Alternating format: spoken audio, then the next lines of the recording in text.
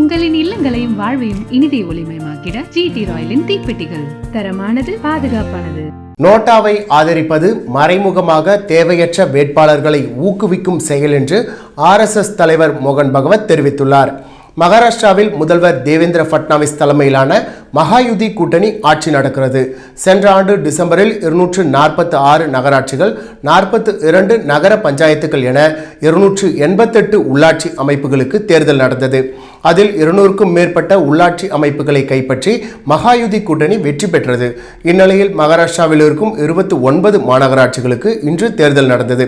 நாக்பூர் உள்ளாட்சி தேர்தலில் RSS தலைவர் மோகன் பகவத் வாக்களித்தார்.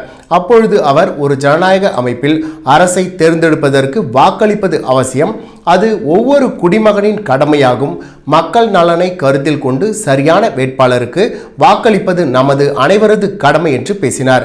பின்னர் வாக்களிப்பதை முதல் கடமையாக கருதியதால் தான் அதிகாலையிலேயே வாக்குச்சாவடிக்கு வந்து முதல் வரிசையில் நின்று தான் வாக்களித்ததாக கூறிய அவர், நோட்டாவை ஆதரிப்பது மறைமுகமாக தேவையற்ற வேட்பாளர்களை ஊக்குவிக்கிறது என்றும் குறிப்பிட்டார்.